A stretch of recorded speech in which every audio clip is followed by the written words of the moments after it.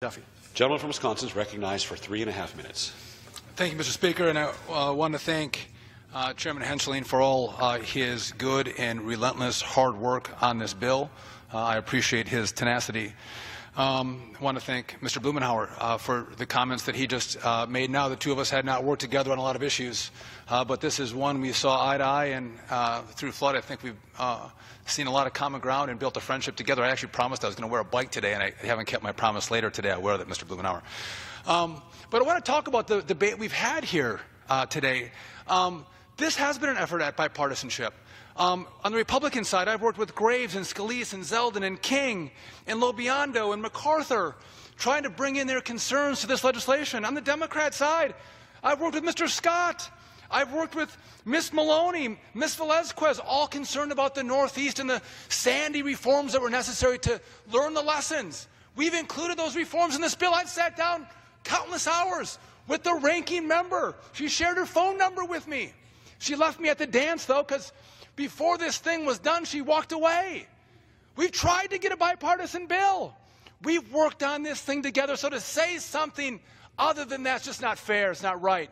We have tried. You might have a product, but we have gone a great distance to get a bill that everybody can agree on, and I think we're going to get that today. I want to talk about a few things. We're $25 billion in debt, a deficit of $1.5 billion a year. This program is not sustainable. We have people who are building homes in harm's way. They get flooded multiple times. The chairman and I saw a homeowner, they were flooded 3 times in 10 years. One homeowner let his house burn because he had to go save his kids that were getting swept away in flood waters. And we rebuild those homes in the same location and risk the lives of firefighters and first responders to go save them. This policy is unacceptable and it's not compassionate. I hear my friends across the aisle say, you're going to hurt homeowners. The rates are going to skyrocket. What?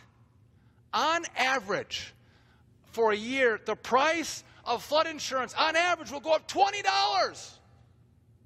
Less than $2 a month. And they're screaming bloody murder about that. And what do they get for it? I got a list of 30 things of great reform we get in this bill to help homeowners. Yes, highly subsidized properties in the pre-firm space are going to pay a little more, a little higher escalator. But we spend $1 billion on mitigation, helping people flood-proof their homes, helping people get bought out of their home and get to higher ground so they don't have to live in a home that continually is flooded. I don't know if you've lived in a flood home, but it ain't fun. It's horrible. Get them out. $1 billion for that program. We help communities with their mapping.